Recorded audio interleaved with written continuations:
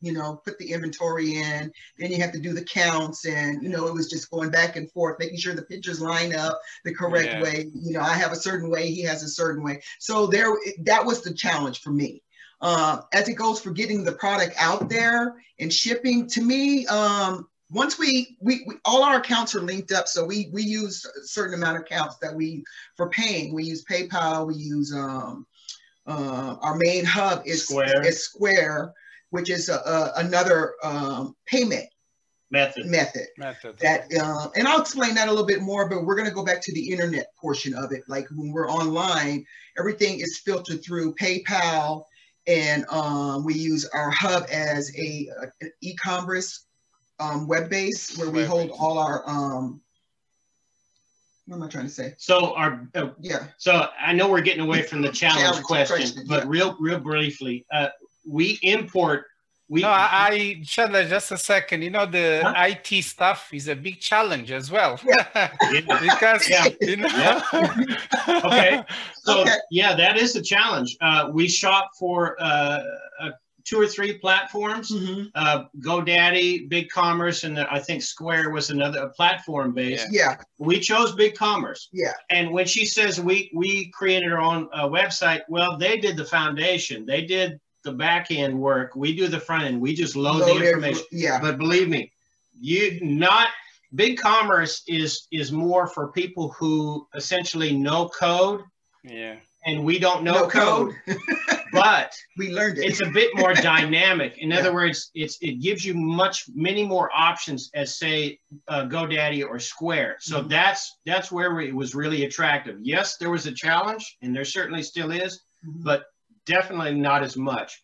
We can go into the platform and manipulate like we never could before. So that's a bit of a challenge. But we had to write all our own terms and on what we wanted to, you know, shipping to look like, return policies, customer confidentiality. We had to put all those steps in place on our site. And it did become tedious. Like and everything is, like I said, is filtered through this BigCommerce Braintree for payment, but we also deal with shipping on our end too. So we do shipping from our home.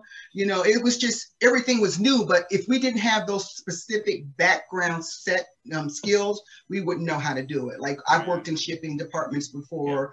I've worked in receiving departments before. So it kind of like, we took what we learned from jobs and applied it to our business. And that's how we got through it. That was the challenge for me, you know, as it goes. Notice something like you are doing a lot of things for the first time.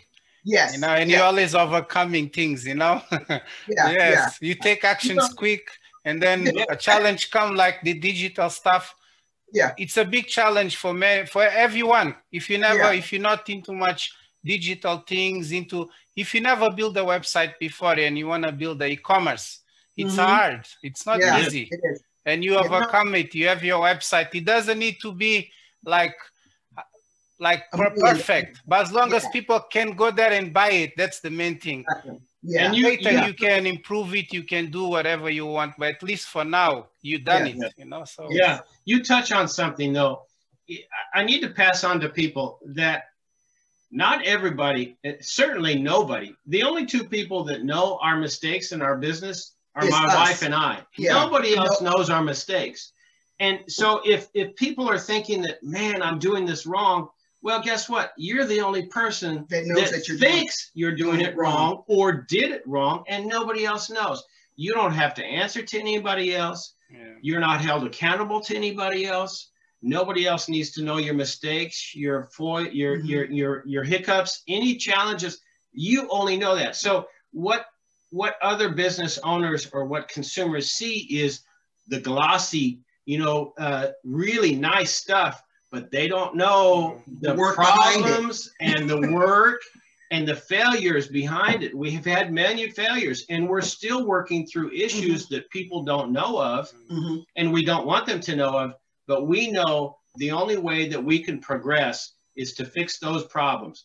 People don't know that, but that's okay. That's just part of managing and owning and running your own company. Only you know your own mistakes. Nobody else does. When you're an entrepreneur, you're always working. You're always working. You're always trying to see what we can do to better our business.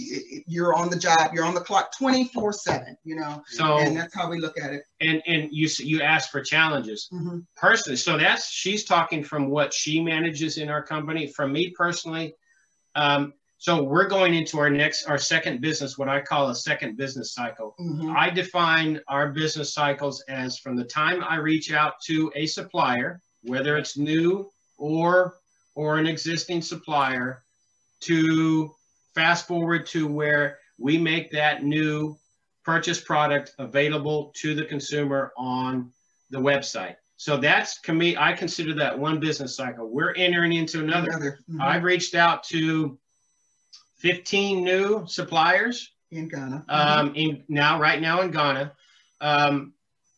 9 or 10 of which we're going to purchase from. And so for me, a challenge, one of the continuous challenges that I have is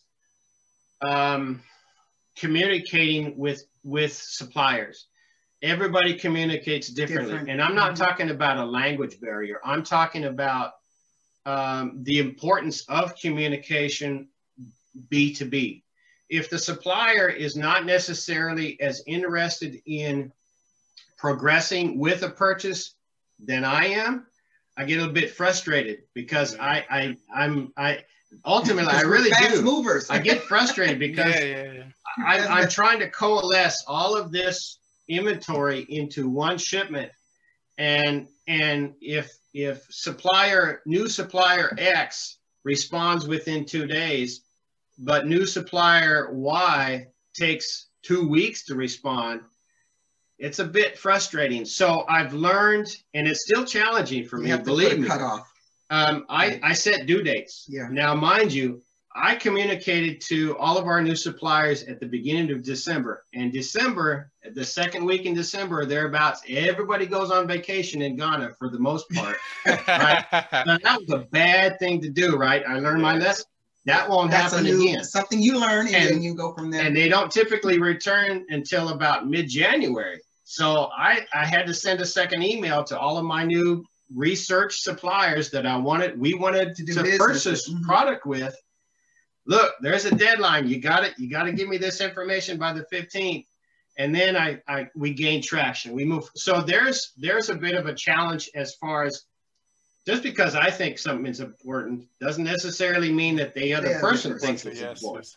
And I have to even like the cultures are different as well. So, you know, like if you come from a fast place like a city, maybe where you live in America, or even your culture, you move fast, and you go to a place where people are more relaxed. You need to adapt, you know, and now it's COVID as well. You never know what's happening in Ghana.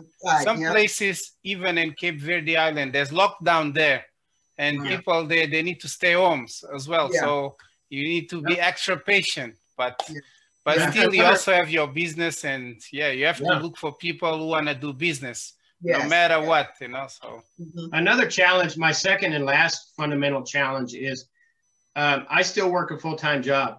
My wife she retired last year. We decided that she's going to retire early, so to speak. So she's no longer working for anybody else. I still am employed full-time. So a challenge for me is the list of the to-do list just grows and grows. It'll shrink from time to time, but it'll grow and grow and grow. And so I get up. That's a challenge, to get stuff done, because 5 days out of the week I'm going to work. But really, I get up in the morning, I work for our business. Then I go to work. Then I come home, then I work for our business. I go to sleep, and I do that 5 days a week. And then on the weekends, I work for the business. I work for the business a bit, you know, a little bit of relax. But that's okay. I like that. That's all right. But the challenge for me is to, if I gain traction, to kind of shrink that to-do list, man, I'm very, very happy. I felt I've really made progress for however long it took. But the challenge is just keeping that to-do list smaller than bigger. It's big. There's many also, things. like a good idea is to delegate something, you know, like if I can't delegate to her. No, not to her, but to another person, even if it's a few hours a week, something, you know, like, I know some of the things may cost money and stuff, but, you know, like thinking, sometimes if you start sharing your vision, you can find people even that can help you. True. Yes. Without you even having to pay them straight away, you know? Yeah, so true. It's just an idea. And like something else I want to say, like, you know, all these things you are saying, Chandler, the greatest, the beautiful thing is that you're doing the business with someone you love. So it's not just work or business, you know, it's like, you know, like, you know what I mean? So even though you come from work, you go to business, you're doing business with your partner, with the love of your life. So it's you know, I think like I wish every business person could say that as well, you know, that, you know, like imagine you come from work and you still spend time with someone you love and you're doing something together, something that both of you enjoy, you know what I mean? So I just wanted to share that. So we're gonna go into two topics, like more relaxed and also things that you guys enjoy doing, you know. The first thing I wanted to ask you, who is your ideal client or ideal customer of your products? You're looking at me. Well, you deal with the clients more. Well, I don't know. Just to let you know, just 1 second. This is Zoom, yeah? So like later, we can cut anything and you guys can publish what you guys want. So feel free, just to let you know. Okay, so who is your ideal customer for your products? Just the consumer in general, anybody that's... So demographically speaking, or how do you mean? No, if you had to describe like your avatar of your product, like the person that buys your skin product, the person that buys your coffee, you know, why they buy that coffee? They have so many selections in America, you know, like why would someone buy from you? You know, that ideal person, you know, who is that person? Like, imagine her name is Anne, you know, and who is Anne to you? Like the characteristics or even why would she buy from you? Like, well, I would say, okay, why is different than who, and I'll take it from the perspective of why. Okay. Why is because we offer product that fundamentally only 12 of our competitors maybe is key, because in many cases, fundamentally, we have about 85% market share of what we offer the American consumer. So that's why we have a good hold on market share as far as offering to the American consumer. Another reason why is because we make it interesting and intriguing, maybe attractive, I don't know, but interesting and intriguing, because rarely do you hear of skincare, good quality, above world class, natural skincare products from Africa. So that's why people purchase it. Rarely do people hear of West African coffee beans as opposed to Ethiopian, Kenyan, other areas, eastern areas of the continent. We make available to the American consumer West African coffee. Nobody else does. And I think with the consumers here is that because we actually went out there and visit our suppliers, and we have video, like when we do any type of events or anything, they can actually see that video of us with our suppliers and talking to them about the product. So I think that's another way, another reason why they seem to be drawn in to what we're doing, you know. And who I would say, so initially I focused on men and women aged 25 to about 45. The demographics, for as far as our target marketing market. There are certain areas of the United States that are what I believe are more desirable for our product. They have a greater desire for our product, so I target that. Ideal customer fundamentally is predominantly women. Yeah. To be honest, women, and I knew that going into this because of our categories, our product that we offer. I think it's more attractive to women than men. Mm-hmm. That's changing. With change. Our new inventory, with our new suppliers, prayerfully, if the Lord says the same, we'll make that attractive to men. We're offering more men, a broader category of products that are tailored specifically for men. Mm-hmm. And so we hope that, that kind of changes that. But young women, young African-American women, women in general. Yeah, I think it's changing the way things are here in America. Yeah, people are starting to see they're starting to want more natural products that originate from Africa. Yes. So it's starting to filter in. Yep. Not a big flow, but it's just it's changing. The dynamics is changing. So I think that's what it is too. You know, that we're getting them drawn in. Yep. Okay. So like now I think this is one of your favorite topics, your pop-up events, the marketing outside, meeting people and stuff. Because I see your videos, you seem so passionate and you enjoying yourself. So I wanted you to touch on that bit, when it comes to marketing your product, like what is your marketing strategy? And like, I would like you also to talk about the pop-up events. Like, I think they've been a success for you, those events. Like, yeah, I guess. For the most part. Yeah, I think we've done 1, 2, 3, 4, 5 events so far. And during COVID, during COVID. Yeah. So COVID has been good to some people and COVID has been bad for some people. It has kept us steady, Yeah. And where we're still generating money. But the reason how we got into the pop-ups is because although the market everything was slowing down online, we decided, well, why don't we just do a couple of market events? And it ended up being successful for us. So this year we're doing 2 events each month starting in February, and we're booked all the way until June or July of this year, just doing those 2 events. Mm-hmm.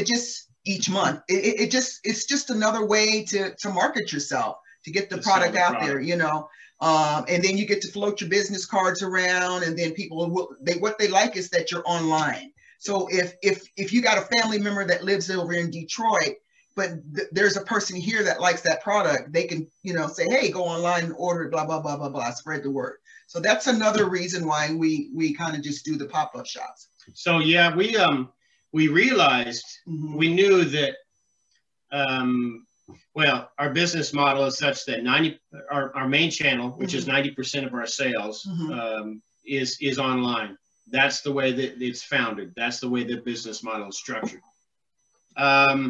Now, mind you, we opened May 7th of 2020 in the middle of the pandemic. So, that business model was holding steady for a while, but then it started trending downward. Online sales started to go down.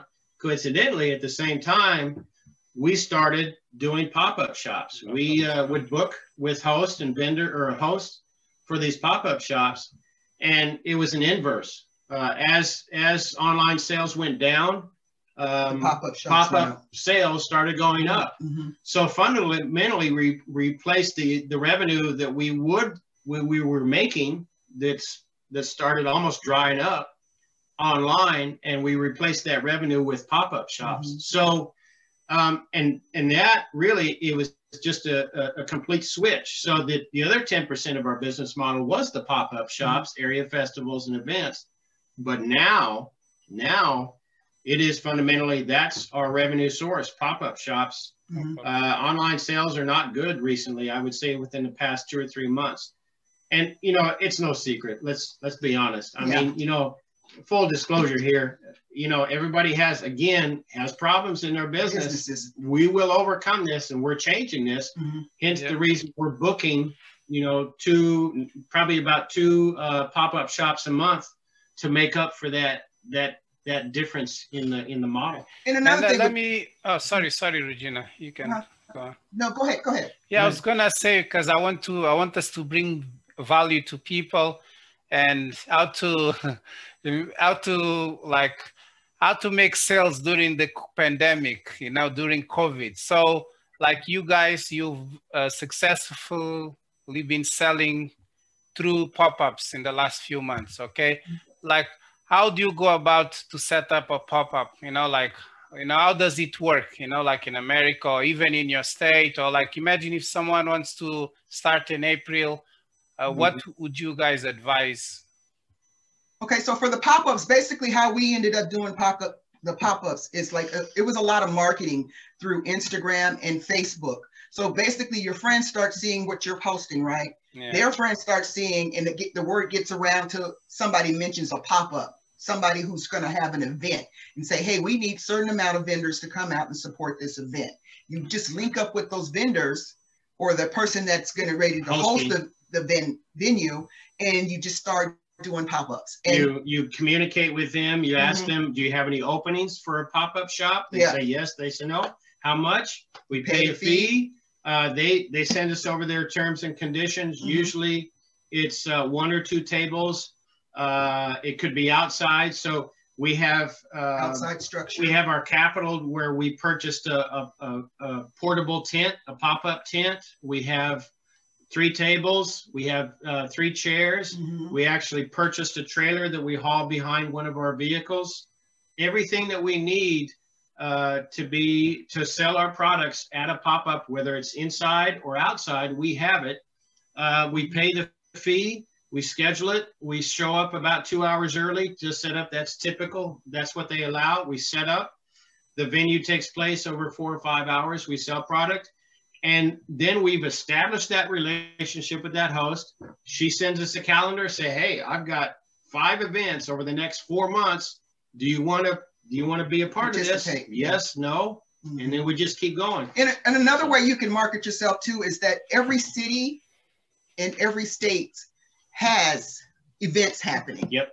And they list those events online. So you can go in and you can Chamber look online under the Chamber of Commerce or city events for that particular city. And it'll give you a list of all those events. All you have to do is go back out and contact them and then start setting up to do an event with them. Yep. Yeah. So that's basically how we did. We just start networking, but a lot of the networking is through really Facebook and friends of friends of friends, social media, Instagram, TikTok, whatever, and we just put out videos and stuff. Social media has helped you a lot during this time.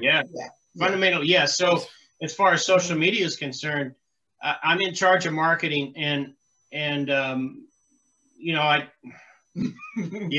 time is precious.